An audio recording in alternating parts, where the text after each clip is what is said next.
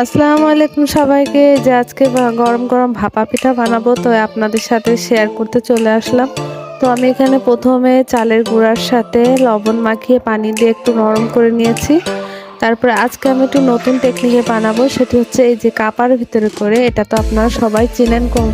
এখন এই কাপাতে করে আমি ভাপা পিঠাটি বানাবো। কাপাটি একদম নতুন, তো সুন্দরভাবে ধুয়ে এর মধ্যে একটু চালের গুঁড়া, তারপরে একটু নারকেল গুড় দিয়ে সুন্দর করে লেয়ার লেয়ার করে দেব। যে যেমন মিষ্টি খান তেমন দিবেন। আমি একটু বেশি মিষ্টি দিয়েছি যেহেতু বাচ্চারা পছন্দ করে।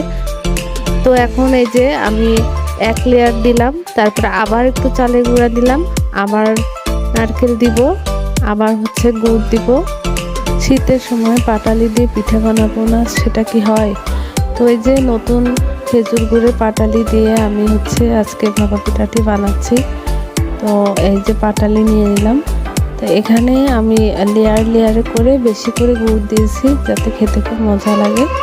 তো এখন এই যে প্রসেসিং হয়ে গেছে। এখন আমি উপরে আরেকটি লেয়ারে চালের গুঁড়ো দিয়ে দিলাম, তো হালকা করে ঢাকার জন্য। তবে পিঠার লেয়ারগুলো দেওয়ার পরে পিঠাটা বেশি চাপ দেওয়া যাবে না, হালকা হালকা করে সব দিয়ে দিতে হবে, বেশি চেপে চেপে দেওয়া যাবে না।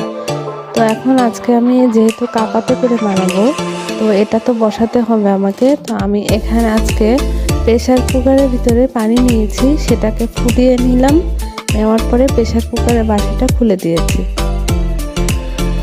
এখন এই বাঁশির উপর দিয়ে যে হাওয়াটা বের হচ্ছে এর উপরে কাপাটি বসিয়ে দিলাম। তো এই যে এখন এই ভাপটা বের হচ্ছে পানির। এই ভাপে 1 থেকে সর্বোচ্চ 1.5 মিনিটের ভিতরে আমার এই পিঠাটি রেডি হয়ে গেছে।